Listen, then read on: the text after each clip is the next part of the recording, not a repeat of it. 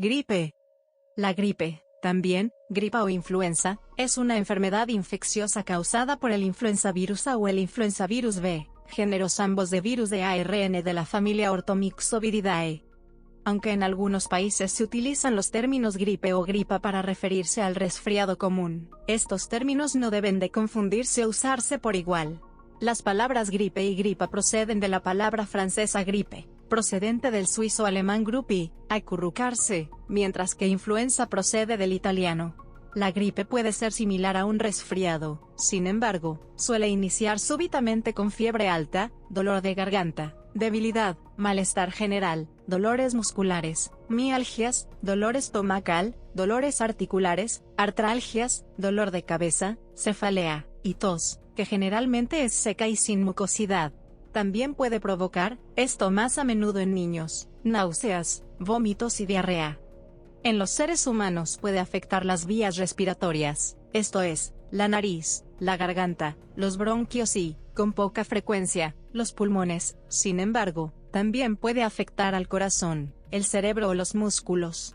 La gripe suele curarse espontáneamente en algunos días, pero en algunos casos puede agravarse debido a complicaciones que pueden resultar fatales, especialmente en niños pequeños, en mujeres embarazadas, en adultos mayores o en personas con el estado inmunitario alterado.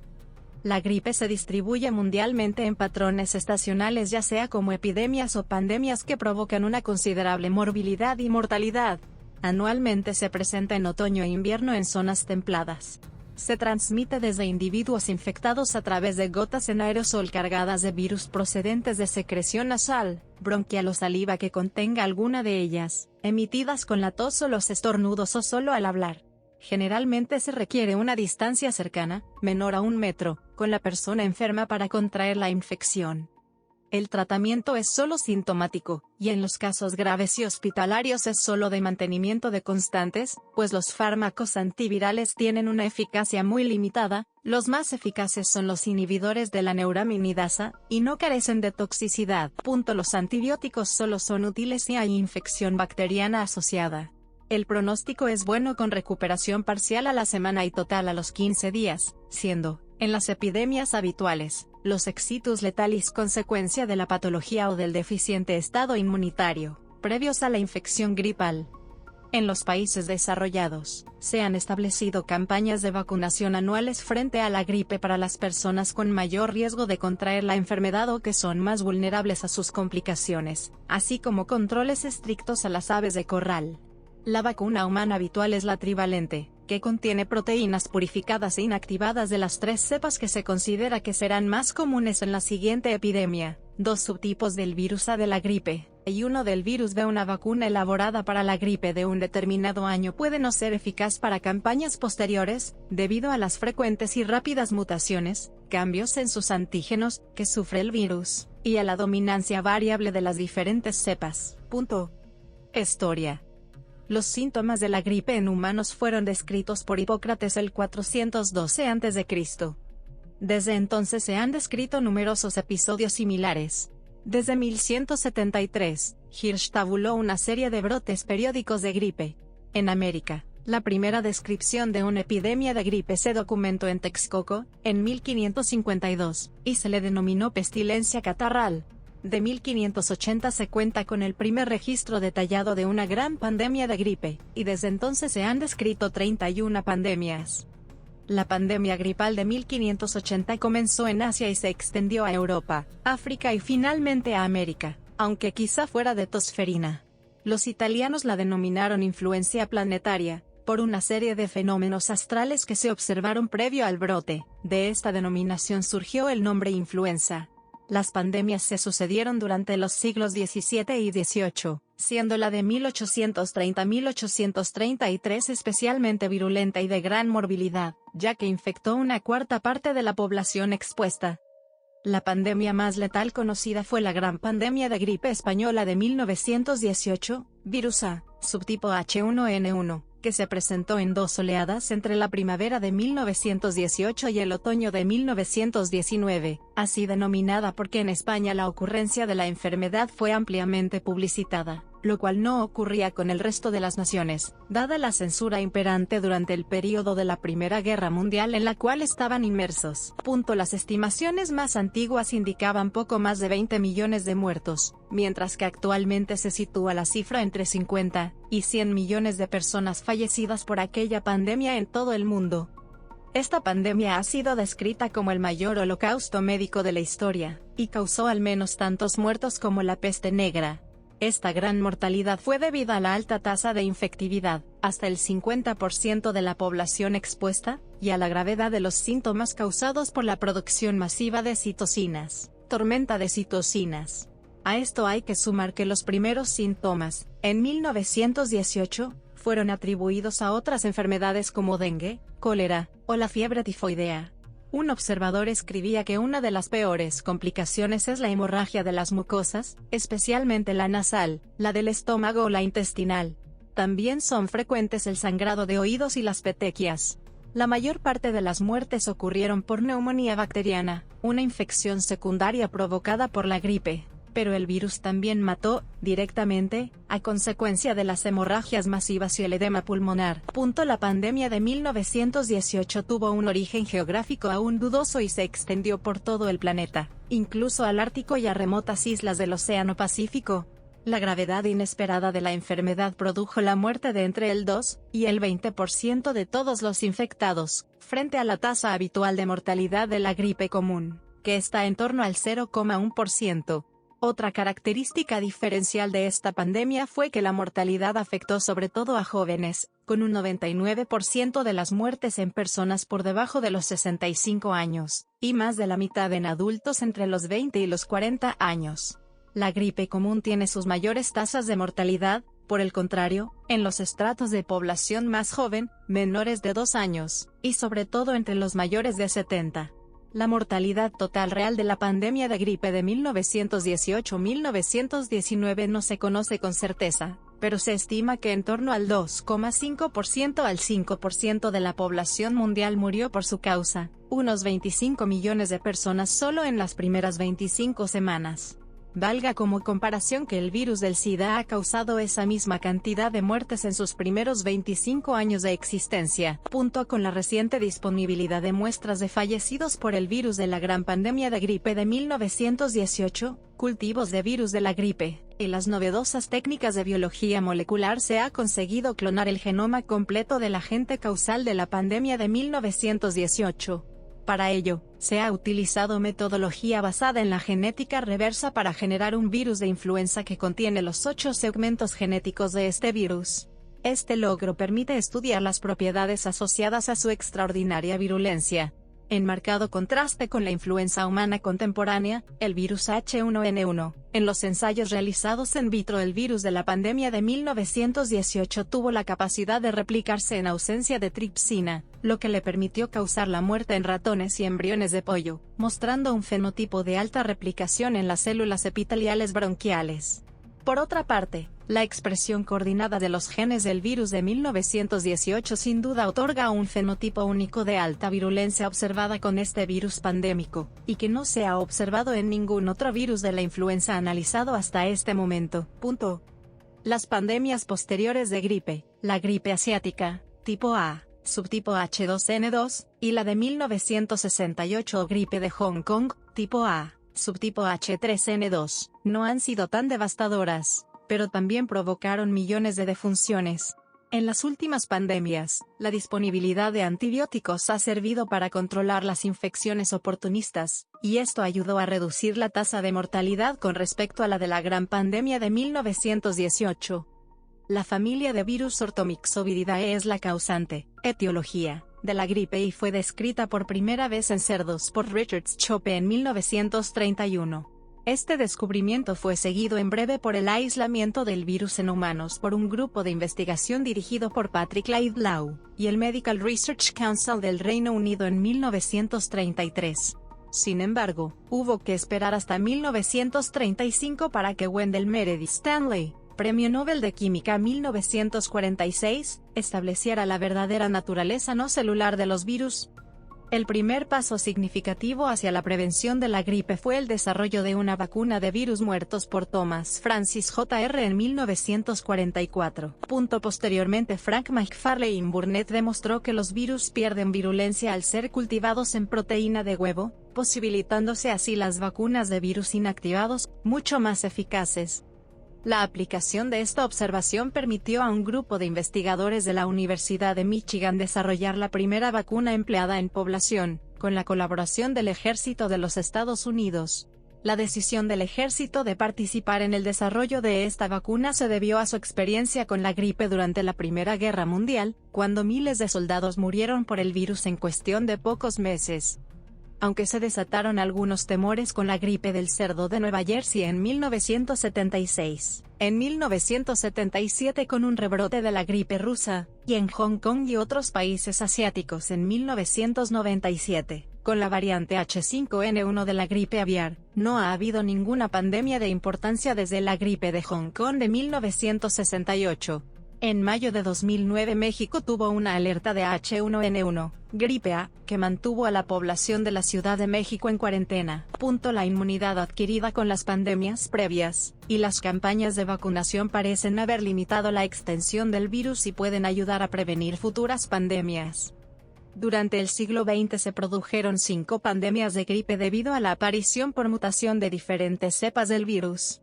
A menudo estas nuevas cepas han surgido a partir del trasvase de cepas típicas de animales al ser humano, en lo que se denomina salto de especie o heterocontagio.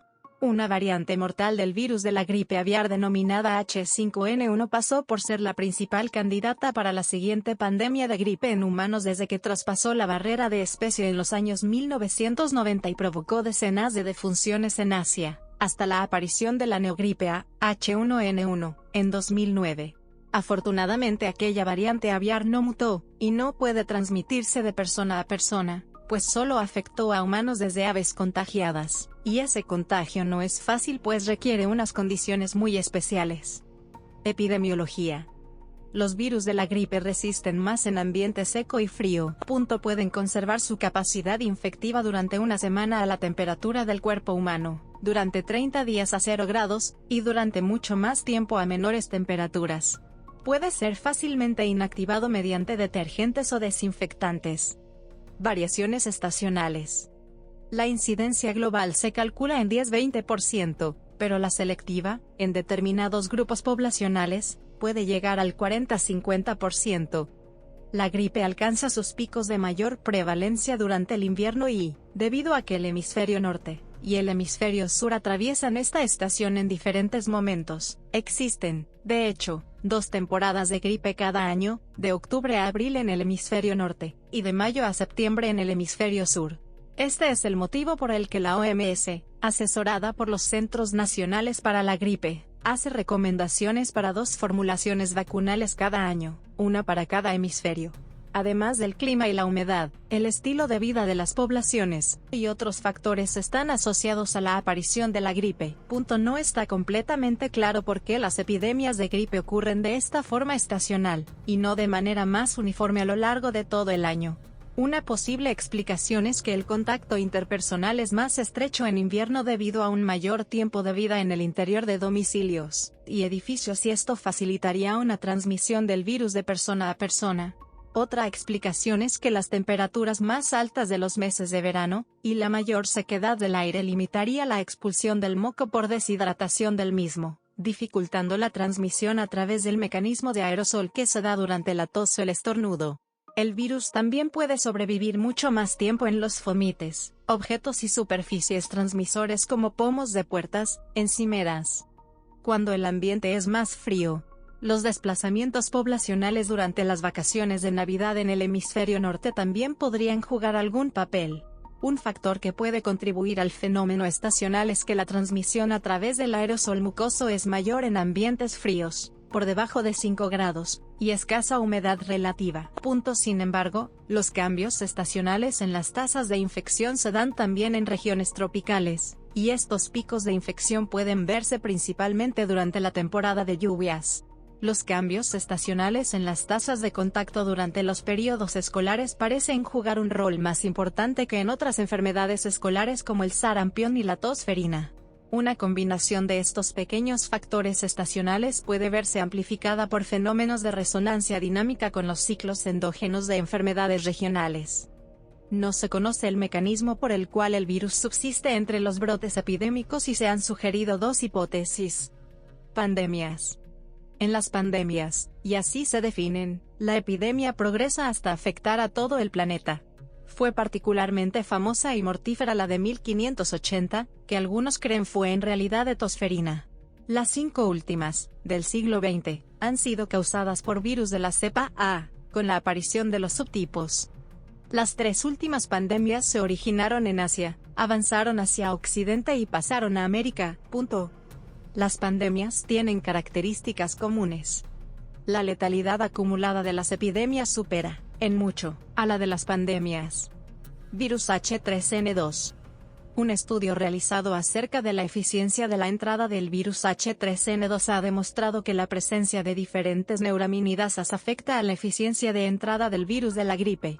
Esto es sorprendente ya que la misma molécula que permite la liberación del virus de la superficie celular ayuda a mejorar la entrada. La neuraminidasa produce la rotura enzimática del ácido siálico del receptor celular para separar la unión virus-membrana, y permitir que el virus sea liberado e infecte otras células.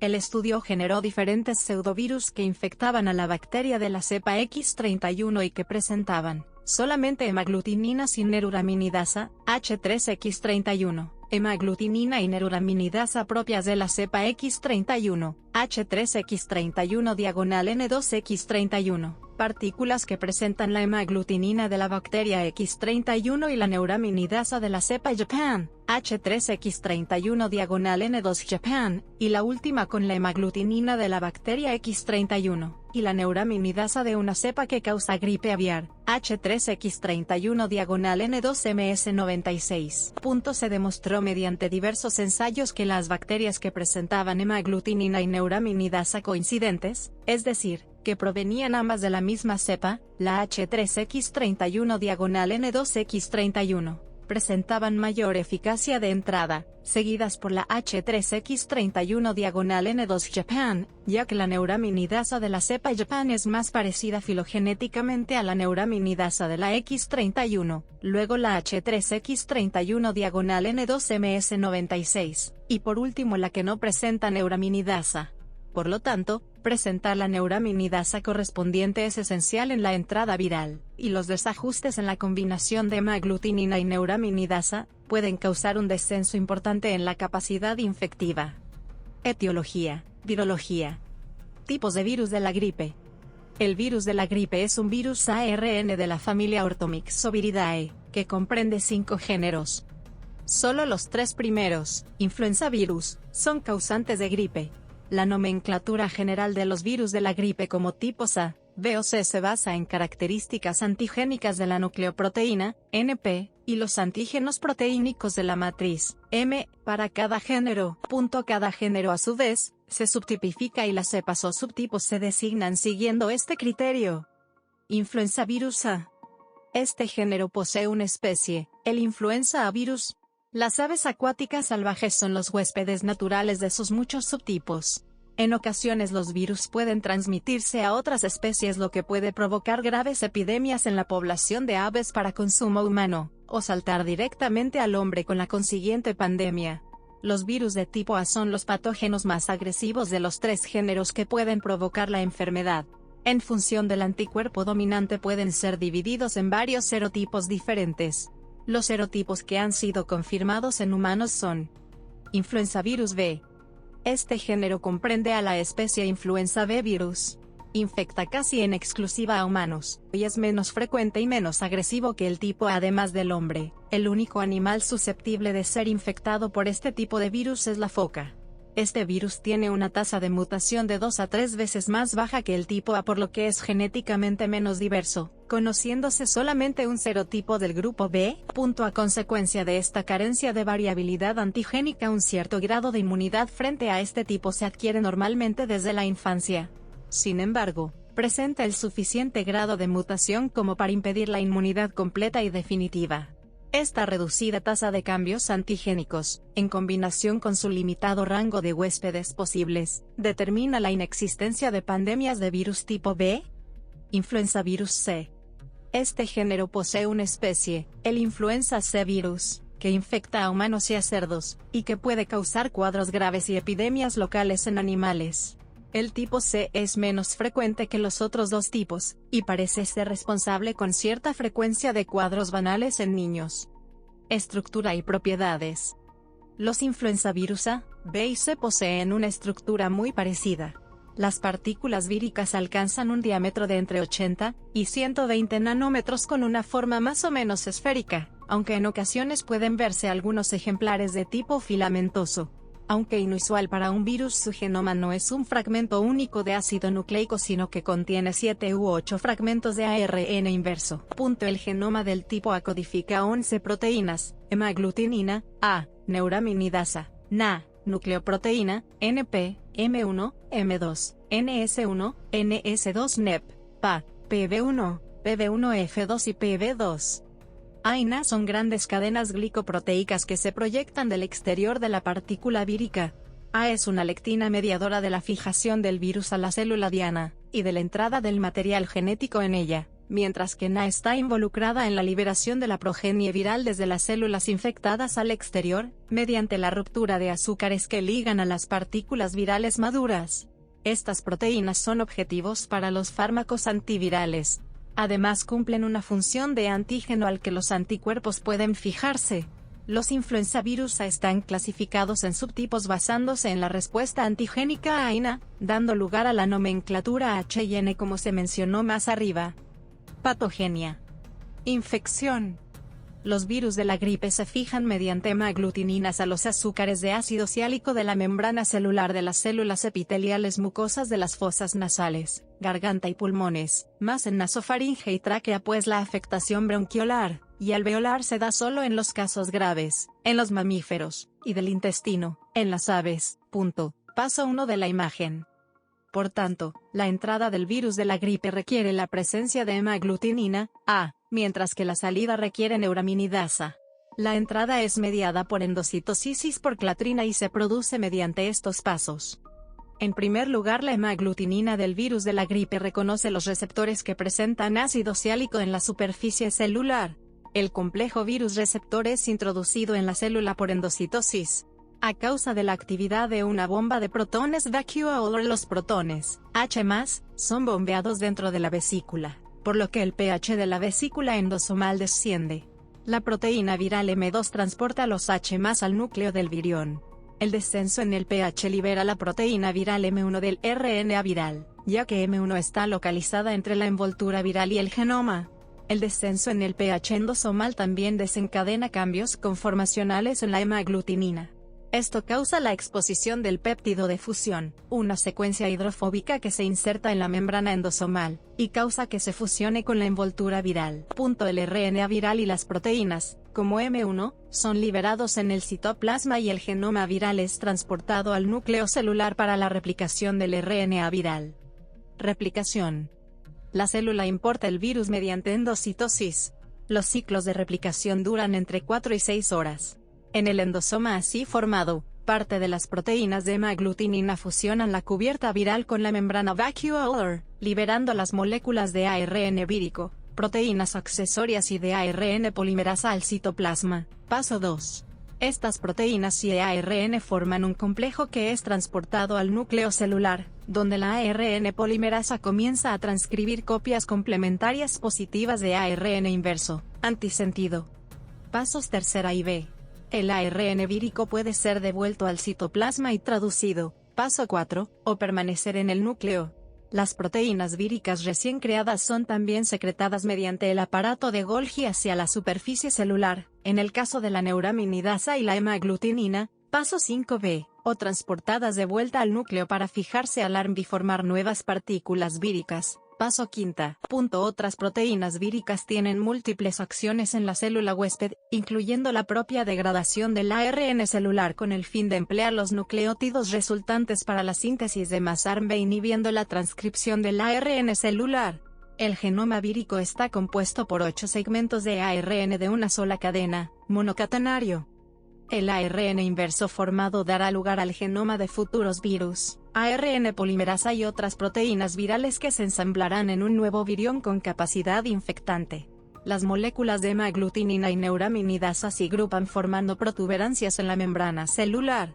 El ARN vírico y las proteínas de la nucleocápside salen del núcleo, y entran en estas protuberancias de la membrana. Paso 6. Los virus maduros se abren al exterior de la célula en una esfera de fosfolípidos de membrana, adquiriendo hemaglutinina y neuraminidasa junto con esta cubierta membranosa. Paso 7. De nuevo, las partículas víricas así formadas se adherirán a nuevas células huésped mediante las hemaglutininas transportadas. Los virus maduros se liberan entonces una vez que las neuraminidasas rompen los residuos de ácido siálico de la célula huésped. Tras la liberación de la nueva generación de partículas víricas, la célula huésped muere. Mutaciones antigénicas. Aproximadamente una vez cada 10.000 nucleótidos, la longitud del ARN del virus, la ARN polimerasa comete un error en la inserción de un nucleótido, debido a la ausencia de enzimas de prueba de lectura de ARN, lo que ocasiona que casi cada nuevo virus creado porta al menos una mutación. Esas mutaciones provocan la variación antigénica de los virus, y las dificultades del sistema inmunitario para identificarlos como tales y eliminarlos. La separación del genoma en 8 fragmentos diferentes permite recombinar los cambios si más de una estirpe viral infecta a la misma célula. El recambio rápido resultante en el material genético produce cambios antigénicos, y permite al virus infectar nuevas especies huésped, y superar rápidamente los mecanismos de defensa inmunitaria. Esto tiene trascendencia en la fase de emergencia de las pandemias, como se discutirá en la sección de epidemiología. Daño periférico. La viremia es excepcional y el virus habitualmente solo es localizable en las vías respiratorias, pero en casos graves en la autopsia se han encontrado virus en hígado, vaso, corazón, riñones y ganglios linfáticos. Los síntomas, distales al aparato respiratorio y habituales de la gripe, como la fiebre, la cefalea o la astenia, tienen su origen en las enormes cantidades de citoquinas y quimoquinas, como el interferón o el factor de necrosis tumoral, producidas y liberadas por las células infectadas por el virus. Pero en contraste con el rhinovirus, causante del catarro común, la gripe causa un cierto grado de daño tisular, por lo que los síntomas no son exclusivamente debidos a la respuesta inflamatoria. Respuesta inmunitaria. En la defensa inmunitaria contra el virus se implican 5 mecanismos. La eliminación del virus, hacia el 8º día, seguramente es debida a los 3 primeros mecanismos, pues los 2 últimos, con producción de anticuerpos, son tardíos. Anatomía patológica. Las células de la mucosa que forma el epitelio respiratorio presentan cambios inflamatorios, tumefacción, del núcleo y en el espacio intracelular, citoplasma, se forman vacuolas, burbujas, fruto de dichos cambios. Finalmente la célula se necrosa, muere, y se desprende dejando la capa basal del epitelio expuesta. Esta capa es mucho más sensible, es incapaz de retener el moco, y su exposición es la causa de la mayor parte de los síntomas respiratorios del cuadro. 5 días después se inicia la regeneración, que inicialmente tiene aspecto metaplásico, células atípicas, pero que a las 2 semanas adquiere un aspecto totalmente normal. Si se produce una neumonía vírica, se puede producir la pérdida de epitelio ciliado en la tráquea, bronquios y bronquiolos. Los alveolos pulmonares se ven con las paredes engrosadas por edema, líquido en su interior, e infiltración, y con un revestimiento membranoso y alino, de tejido conectivo en respuesta a la inflamación.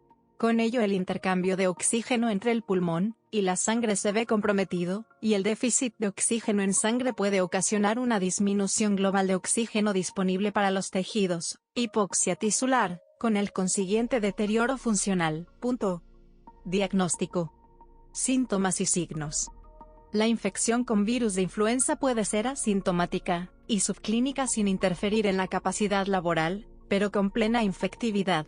Son casos en los que el portador, y también transmisor, no es consciente de la enfermedad. Esto es muy frecuente en la gripe por virus C, y mucho más raro en los tipos A y B. En los humanos los síntomas de la gripe tienen una aparición más brusca, y son más graves y más duraderos que los síntomas del resfriado común. La recuperación completa se logra en 1 o 2 semanas. En ocasiones puede ser mortal, especialmente en pacientes debilitados, por ser ancianos o enfermos crónicos, o con déficit inmunitario.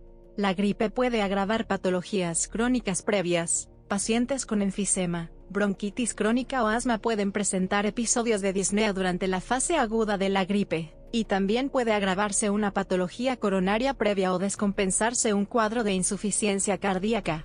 El tabaco es otro factor de riesgo que se asocia con cuadros más graves y un incremento de la mortalidad, pero no por su acción directa en la patogenia sino por las lesiones enfisematosas y bronquíticas, previas y subyacentes por él motivadas. Los síntomas de la gripe comienzan de manera brusca, por ello se suele recordar incluso la hora exacta de aparición, entre 18 o 72 horas, visto que poseen periodos de incubación extremadamente cortos, que es cuando son proclives los contagios, tras el contacto con el virus y la infección. Los primeros síntomas suelen ser estornudos con sensación de resfriado, fiebre alta de hasta 39 grados, cansancio intenso, astenia, con dolores musculares y articulares. El malestar general suele provocar el encamamiento del paciente durante 2 o 3 días, con dolores musculares generalizados, de mayor intensidad en espalda y piernas, y con persistente dolor articular, más intenso en ambas rodillas. Los síntomas, lo que refiere el paciente en la anamnesis, más habituales son los signos, que se evidencian con los 5 pilares de la exploración física: inspección, palpación, percusión, olfatación y auscultación. Más frecuentes son sensibilidad y especificidad en los síntomas. Investigaciones sobre los síntomas y signos de la gripe han demostrado que los mejores indicadores para el diagnóstico de gripe son: notas de la tabla. Dado que los fármacos antivirales son más eficaces en los primeros estadios de la enfermedad, primeras 48 horas, es importante el diagnóstico precoz de la gripe. La evaluación combinada de los diferentes síntomas listados más arriba puede mejorar la eficacia del primer diagnóstico. No obstante, incluso evaluando la aparición combinada de síntomas se producen errores en el diagnóstico, por lo que en ocasiones se recurre al teorema de Bayes como herramienta estadística para afinar el diagnóstico, aunque hay que tener en cuenta que su aplicabilidad varía con la prevalencia de la gripe en el momento de su aplicación, es decir, durante una epidemia de gripe o en pleno invierno es más probable que determinada combinación de síntomas apunten a una gripe que, por ejemplo, en pleno verano y sin casos de gripe en la comunidad. Usando los datos de los CDC, Centros para el Control de Enfermedades, Centers for Disease Control, la siguiente tabla muestra cómo la probabilidad de gripe varía con su prevalencia. 2 estudios de análisis de decisiones han sugerido que durante epidemias locales de gripe, la prevalencia estaría en torno al 70%, y por lo tanto, los pacientes con alguna de las combinaciones de síntomas mencionadas más arriba deberían, si estuviesen inmunodeprimidos, que es muy improbable, ser tratados con inhibidores de la neuraminidasa sin necesidad de la aplicación del test. Incluso en ausencia de una epidemia local, el tratamiento estaría justificado. Según algunos pocos, pues el tratamiento sintomático y de sostén suele preferirse dada la escasa eficacia y la toxicidad de los antivirales actuales, salvo en la neogripe A de 2009, en la población anciana durante la temporada alta de gripe, ya que la prevalencia estaría por encima del 15%. Diagnóstico diferencial. La mayor dificultad diagnóstica, si la epidemia aún no está establecida, puede darse con laboratorio. Analítica general. La VSG está poco acelerada en contraste con la intensidad de los síntomas. Los leucocitos pueden aumentar al inicio, pero lo característico es la leucopenia con linfocitosis a partir del segundo día. Una leucocitosis superior a 15.000 sugiere complicación bacteriana. Tests diagnósticos. La disponibilidad de tests de laboratorio para el diagnóstico de la gripe continúa mejorando. Los CDC de los Estados Unidos publican actualizaciones de los tests de laboratorio disponibles. De acuerdo con los CDC, el diagnóstico rápido mediante los tests de laboratorio disponibles tienen una sensibilidad del 70-75% y una especificidad del 90-95% en comparación con los cultivos del virus. Estos test pueden ser especialmente útiles durante las temporadas de gripe, prevalencia igual 25%, pero no en ausencia de epidemias locales o en temporada baja, prevalencia igual 10%. Los métodos serológicos, los antígenos virales se detectan con inmunofluorescencia o con ELISA, son poco útiles en clínica, pero sí son muy útiles en epidemiología, pues se requiere una valoración y cuantificación evolutivas, y obtener suero de la fase de convalescencia, cuando ya cesó el peligro y se retiró el tratamiento, de manera que es positiva si hay cuadruplicación de las tasas de anticuerpos entre una cuantificación y la siguiente. Se prefiere la prueba de anticuerpos fijadores del complemento a la de la inhibición de la hemaglutinación porque esta última depende de las variaciones de cepa o subtipo. El test de la PCR en tiempo real, RT-PCR, positivo en la neogripe determina el paso desde diagnóstico de sospecha a diagnóstico de probabilidad. El diagnóstico de certeza solo es posible con la identificación del virus mediante la inoculación de las secreciones faríngeas en cultivos celulares de riñón de mono, o más habitualmente en la cavidad amnial de embriones de pollo. Tratamiento habitual. Los consejos generales para una persona afectada de gripe son reposo, ingesta abundante de líquidos, aunque existe poca evidencia de la utilidad, y el uso de algún fármaco que alivie los síntomas. La aspirina no está indicada en niños y adolescentes, y el tratamiento previo parece aumentar la susceptibilidad de padecerla, con síntomas de gripe, y tampoco en cualquier otra situación febril, para evitar la aparición del síndrome de Reye, una complicación infrecuente, pero grave del hígado y del cerebro que puede afectarles cuando toman este antiinflamatorio en el contexto de algunas enfermedades víricas, especialmente la infección por influenza virus B. La neumonía vírica en su fase grave suele requerir ingreso en cuidados intensivos y requerir medidas de mantenimiento como oxigenoterapia, fluidoterapia, fisioterapia y neumoterapia. Vitaminas y zinc. Diversos experimentos científicos han investigado si el tomar una cantidad mayor de lo normal de algún nutriente es útil contra las enfermedades infecciosas, incluyendo a la propia gripe y a otras que afectan al tracto respiratorio, resfriados, etc.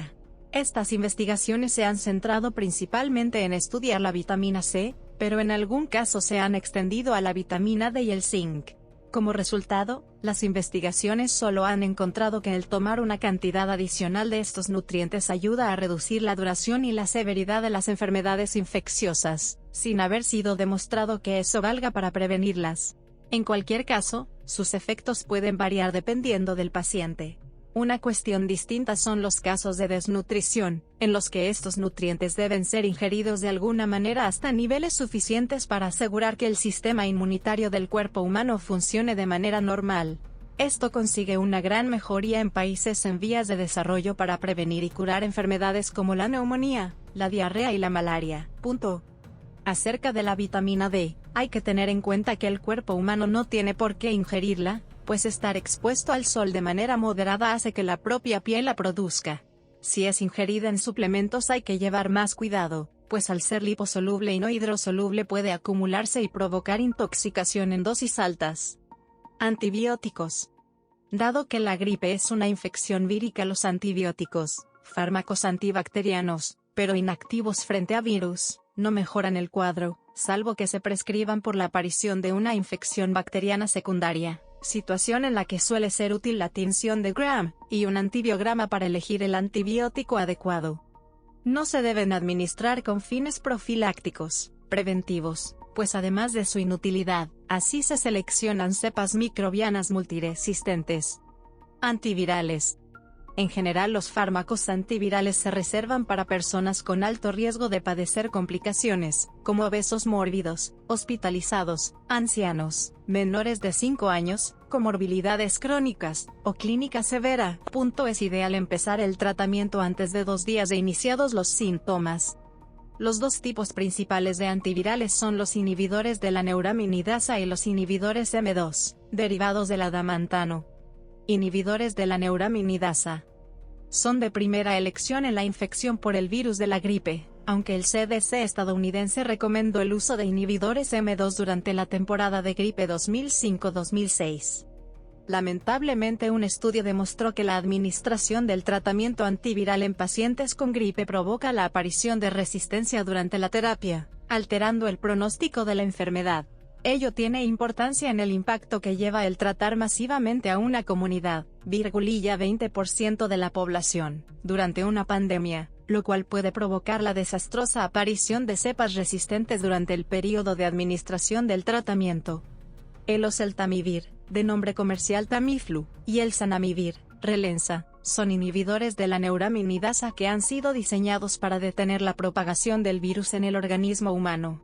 Tienen un rango alto de efectividad tanto frente a influenza virusa como B. El grupo colaborativo Cochrane para la gripe ha realizado estudios sobre estos fármacos concluyendo que ayudan a reducir los síntomas y las complicaciones derivadas de la infección. Las diferentes cepas de virus de la gripe presentan resistencias variables a su acción, por lo que es imposible predecir qué grado de resistencia se encontrará en una futura pandemia. Se sabe que el oseltamivir es mucho más vulnerable al desarrollo de resistencias que lo es el zanamivir, debido a la diferencia en su modo de acción.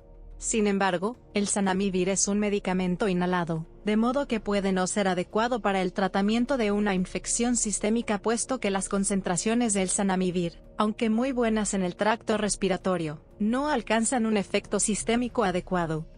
Inhibidores M2, adamantanos. Los antivirales amantadina y rimantadina han sido diseñados para bloquear un canal iónico, proteína M2, y prevenir así la entrada del virus a las células huésped. Estos fármacos son en ocasiones eficaces frente a influenza virus si se administran precozmente, pero son siempre ineficaces frente al grupo B. La resistencia medida a amantadina y rimantadina en cepas americanas aisladas de H3N2 se ha incrementado hasta un 91% en el 2005. La actividad de los adamantanos parece ser poco eficaz contra las cepas H5N1. ¿Complicaciones? Las complicaciones de la gripe ocurren más a menudo en pacientes mayores de 64 años de edad, así como en aquellos con ciertos trastornos crónicos, como enfermedades cardíacas y pulmonares, diabetes mellitus, hemoglobinopatías, disfunción renal e inmunodepresión.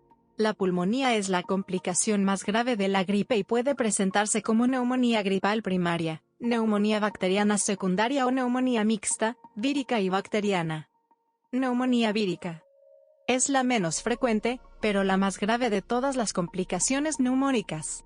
Actualmente solo aparece en pacientes con bronquitis crónica, enfisema, cardiópatas, generalmente con estenosis mitral, en deficiencias inmunológicas, como en la diabetes mellitus, SIDA, etc.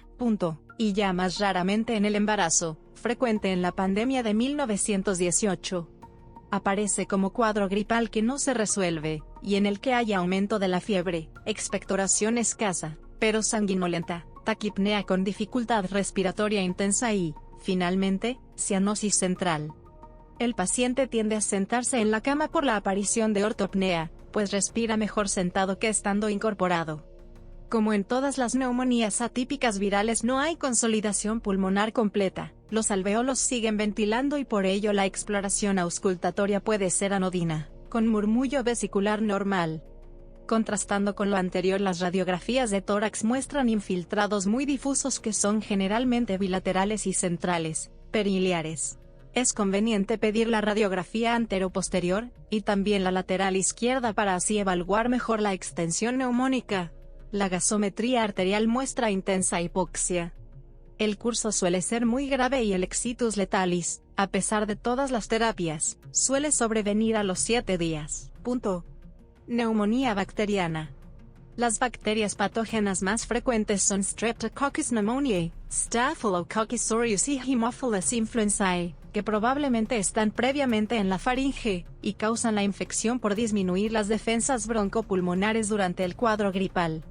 La neumonía bacteriana suele comenzar cuando ya hay franca mejoría del cuadro gripal, unos de 2 a 3 días tras el inicio de la enfermedad. El esputo se hace purulento, la auscultación es de evidente consolidación pulmonar, y las radiografías de tórax muestran los signos habituales de la neumonía. Las bacterias pueden identificar por hemocultivo y menos frecuentemente por cultivo de esputo, pero el virus gripal ya no se puede identificar por haber transcurrido más de una semana desde el inicio de la enfermedad. El pronóstico es mucho mejor que el de la neumonía vírica dada la habitual eficacia de los antibióticos si se aplican rápidamente, salvo que el germen responsable sea resistente a ellos. Neumonía mixta. Es un cuadro clínico mezcla de los dos anteriores, pues hay empeoramiento en la fase aguda, y posteriormente los síntomas son los típicos de la neumonía bacteriana y, quizás, la más frecuente de las complicaciones neumónicas. La extensión suele ser menor que la habitual en la neumonía vírica y responde bien a los antibióticos, lo que induce a pensar que las bacterias son el agente patógeno predominante.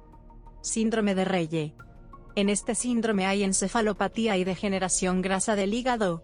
Aparece ocasionalmente en la infección por el virus B de la gripe, y menos en la infección por el A. También aparece a veces con el virus varicela zoster, VVZ. Al parecer está relacionado con la administración de aspirina en niños y adolescentes prepuberales, hasta de 16 a 18 años, para el tratamiento de algunas viriasis.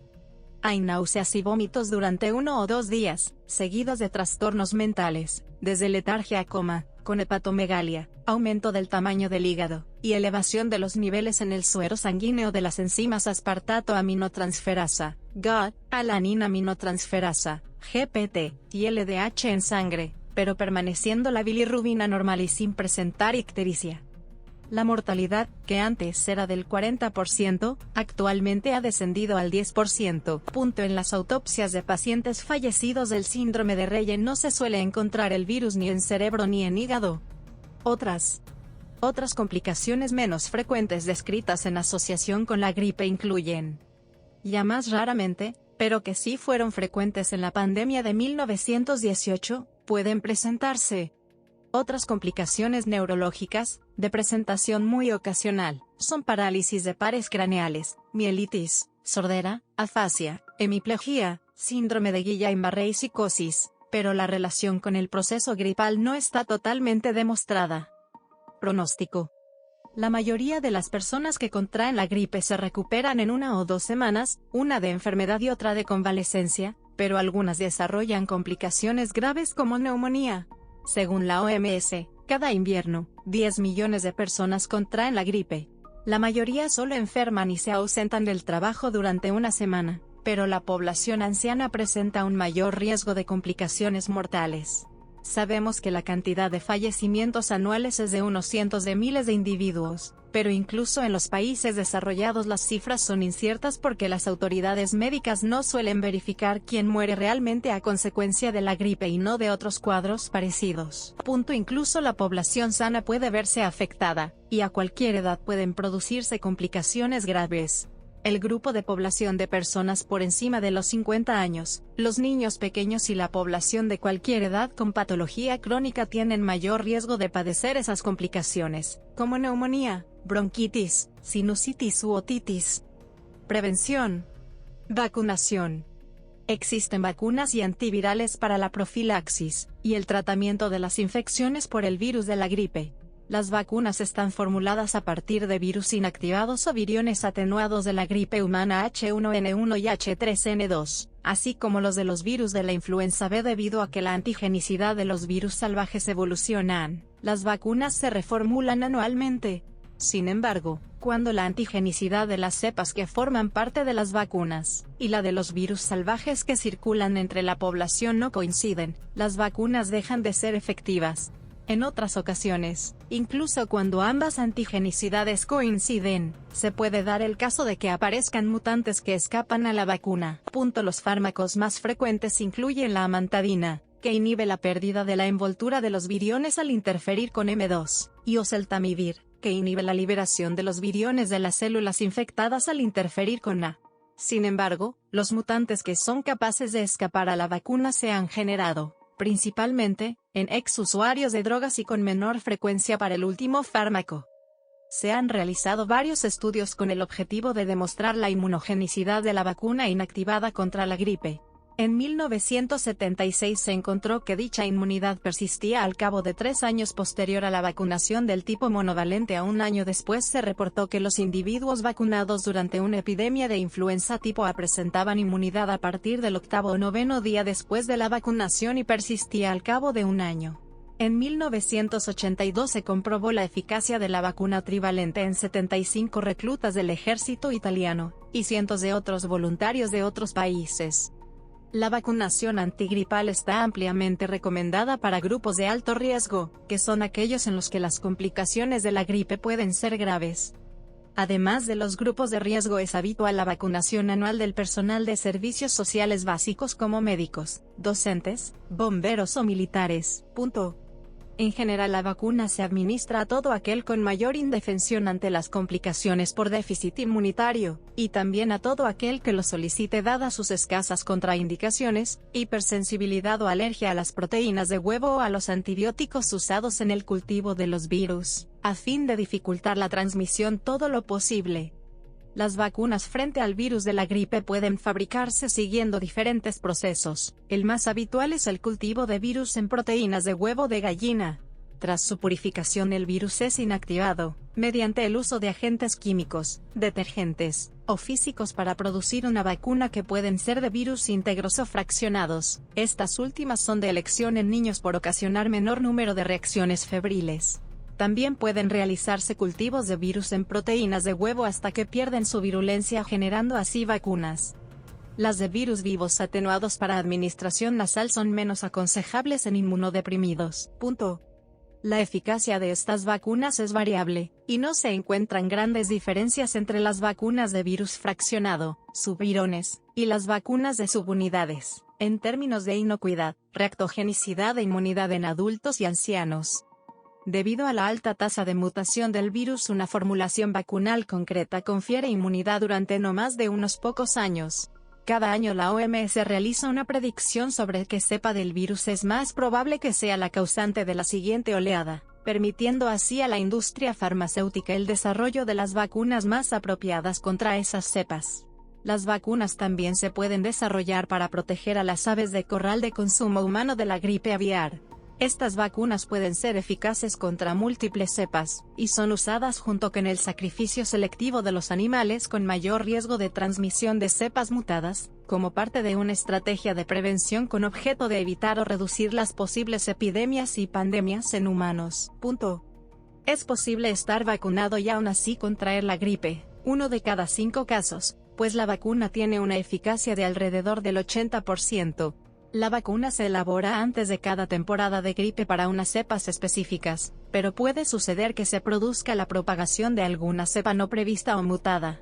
Se tarda en torno a 6 meses en formular y fabricar masivamente una nueva vacuna. En ocasiones una nueva o imprevista cepa se propaga durante ese periodo, y consigue infectar a mucha gente antes de disponer de los millones de dosis vacunales necesarias, como sucedió en la epidemia de gripe Fujian, H3N2, en la temporada de gripe 2003-2004.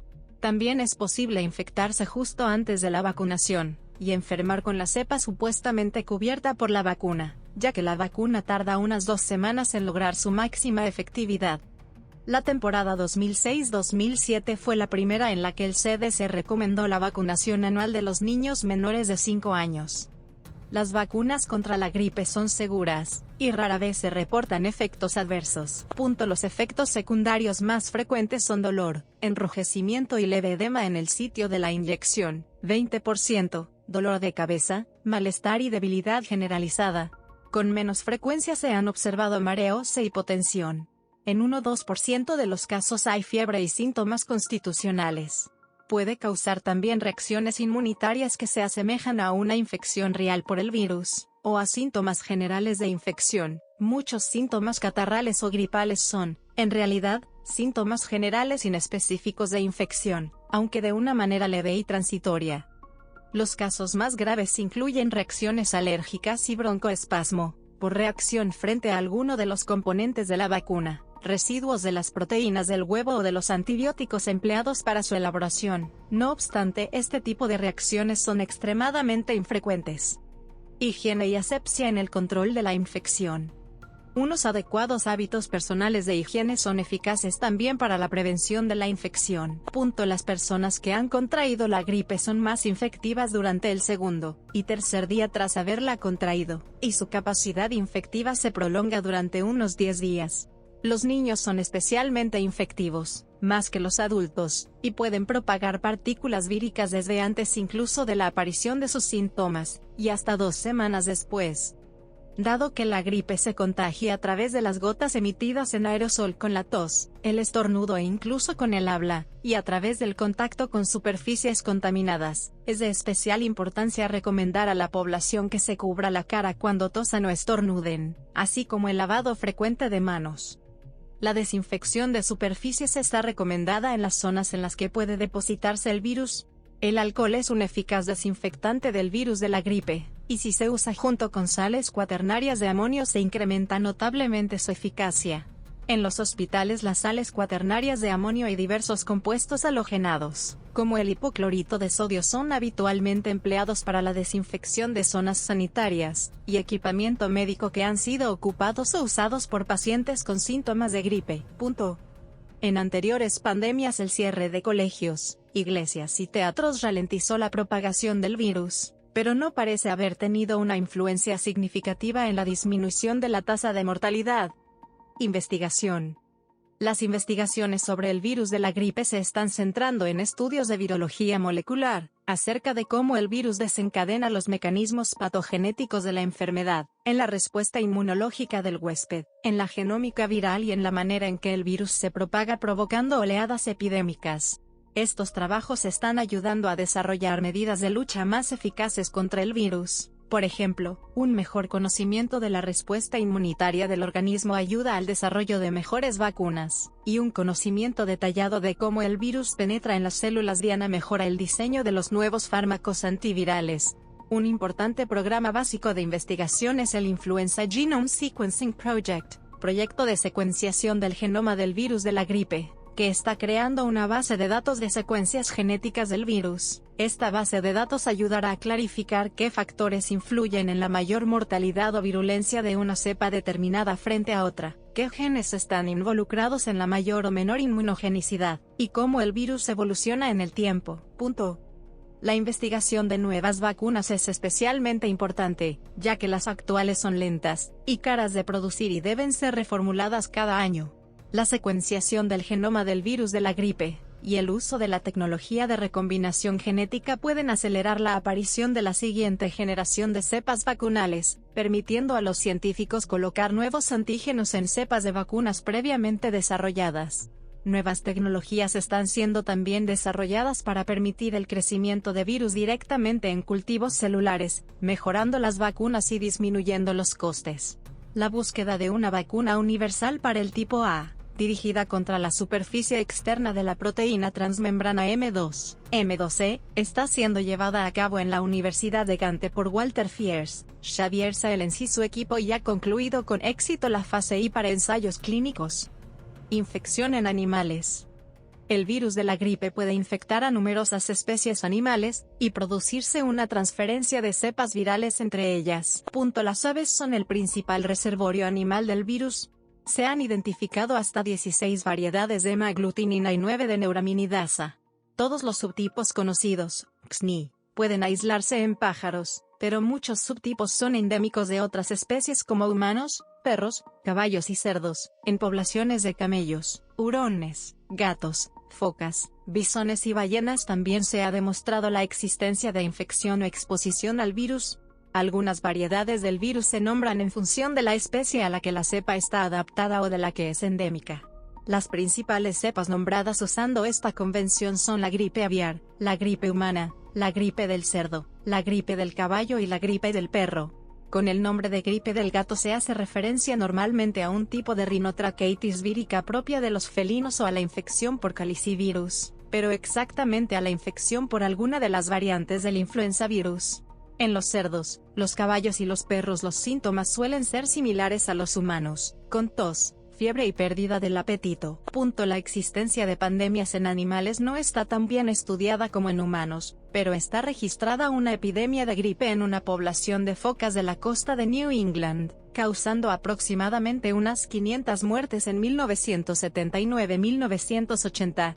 Por otra parte, las epidemias en cerdos son habituales y no suelen provocar gran mortandad. Los síntomas de la gripe en las aves son variables y pueden ser inespecíficos. Los síntomas de una infección poco patógena pueden ser tan leves como algunas plumas encrespadas, una pequeña reducción en el número de los huevos de cada puesta o una discreta pérdida de peso con algunos leves síntomas respiratorios.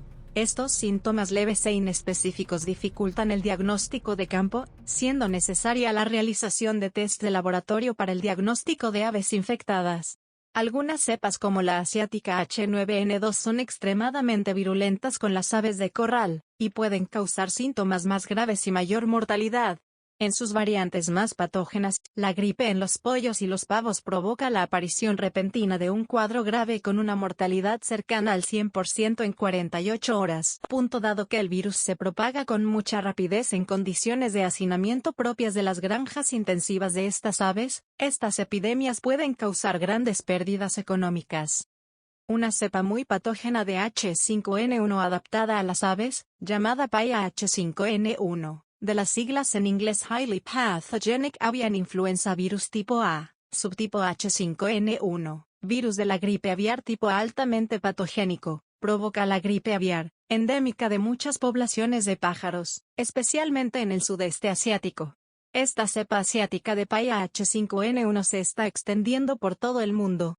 Es epizootica, epidémica en animales, y panzoótica. Puede causar epidemias en múltiples especies animales y en amplias áreas geográficas, matando decenas de millones de aves, y provocando el sacrificio de cientos de millones más para controlar la extensión de la enfermedad. La mayoría de las referencias en los medios de comunicación sobre la gripe aviar, y la variante H5N1 son sobre esta cepa específica. Por el momento Paya H5N1 provoca una enfermedad en las aves, y no existen evidencias de transmisión de humano a humano. En casi todos los casos de infección en humanos se había producido un estrecho contacto físico con aves infectadas. Se desconoce si en el futuro esta cepa podrá mutar hacia una estirpe capaz de transmitirse entre humanos. Debido a su gran virulencia y letalidad, a su presencia endémica y su extensa distribución en el reservorio biológico aviar, el virus H5N1 disparó las alarmas de pandemia en la temporada de gripe 2006-07, y se está invirtiendo una gran cantidad de recursos económicos en prepararse para una potencial pandemia de gripe a nivel mundial. En abril del 2009 está habiendo una pandemia en varios estados de México, en California, Texas, New York, Nuevo México. Impacto económico. Gripe humana. La influenza es una enfermedad que produce altos costos para el individuo y las naciones debido a la pérdida de productividad y al tratamiento médico asociado a la enfermedad, así como costos indirectos de las medidas preventivas. El impacto económico de las pandemias del pasado no se han estudiado con intensidad, a tal punto que algunos autores han sugerido que la influenza española más bien tuvo un efecto positivo a largo plazo en el crecimiento económico per cápita, a pesar de la gran reducción en la población trabajadora, y los efectos represivos a corto plazo. Otros estudios han intentado predecir los costos asociados a pandemias tan graves como la de 1918, las repercusiones sobre los países donde el 30% de los trabajadores se enfermen, y 2,5% de ellos mueran. Se estima que una tasa de morbilidad del 30% para una enfermedad que dure 3 semanas debe disminuir el Producto Nacional Bruto en un 5%. Los costos adicionales provenientes del tratamiento médico de 18,45 millones de personas sumarían unos 700.000 millones de dólares. Gripe aviar. Los costos de la prevención de la enfermedad son igualmente elevados. Diferentes gobiernos alrededor del mundo han gastado millones en la preparación y planificación de una potencial pandemia de gripe aviar, con costos asociados a la compra de vacunas, así como en el desarrollo de planificación de desastres y estrategias para la mejora del control de fronteras. Por ejemplo, el 18 de enero de 2006, durante una conferencia internacional en China, varias naciones internacionales prometieron recaudar 2.000 millones de dólares para combatir la gripe aviar. Para 2006, se habían gastado más de 10.000 millones de dólares, y se habían sacrificado más de 200 millones de aves con el fin de tratar de contener el virus aviar H5N1. Sin embargo, todos estos esfuerzos han sido ineficaces en el control de la dispersión del virus, de modo que se han intentado distintos abordajes. Por ejemplo, en Vietnam, el gobierno adoptó en 2005 una campaña masiva combinando vacunación, desinfección, desecho de aves y campañas informativas en las ciudades con producción comercial de aves. Como resultado de estas medidas, el costo de criar aves ha aumentado en ese país, mientras que el precio para el consumidor ha disminuido porque la demanda ha caído por debajo de lo surtido. Ello ha causado pérdidas a los criaderos de aves, quienes no pueden costear las medidas demandadas por el gobierno. La crianza multinacional de aves se ha vuelto un mercado improductivo a medida que la gripe aviar se vuelve endémica en las aves salvajes alrededor del mundo. La ruina financiera de los criadores de aves más pobres es tan severa que les amenaza con inanición, a tal punto que algunos han cometido suicidio, y otros han dejado de cooperar con las medidas gubernamentales en el control del virus, aumentando aún más el riesgo humano de contagio, y la probabilidad de una mutación pandémica. Gripe A, H1N1. De 2009 la Cámara de Comercio de México de.f aseguró que las pérdidas fueron de aproximadamente 57 millones de pesos diarios durante la primera semana. Brote de gripe A, H1N1. De 2009 la gripe A, H1N1, fue una pandemia causada por una variante del influenza virus A, subtipo H1N1, que surgió en el año 2009 descubierta por los doctores Torres y Puccio Ponte en la Universidad de Miami. Las denominaciones gripe A y gripe A, H1N1, usadas por numerosos medios de comunicación, pueden dar lugar a confusiones, ya que ha habido otras pandemias de gripe A, H1N1, en épocas pasadas. Por esta razón, este virus fue conocido oficialmente por la Organización Mundial de la Salud como virus H1N1-09 pandémico, haciendo referencia al año de su aparición. Esta nueva cepa viral es conocida como gripe porcina, nombre dado inicialmente, gripe norteamericana, propuesto por la Organización Mundial de la Salud Animal, y nueva gripe, propuesto por la Unión Europea, nombres que han sido objeto de diversas controversias. El 30 de abril de 2009 la Organización Mundial de la Salud, OMS, decidió denominar la gripe A, H1N1. Esta es una descripción del virus. La letra A designa la familia de los virus de la gripe humana, y de la de algunos animales como cerdos y aves, y las letras H y N, hemaglutininas y neuraminidases, corresponden a las proteínas de la superficie del virus que lo caracterizan. El origen de la infección es una variante de la cepa H1N1, con material genético proveniente de una cepa aviaria, dos cepas porcinas y una humana que sufrió una mutación y dio un salto entre especies, o heterocontagio, de los cerdos a los humanos, para después permitir el contagio de persona a persona. El 11 de junio de 2009 la Organización Mundial de la Salud, OMS, la clasificó como de nivel de alerta 6, es decir, pandemia en curso.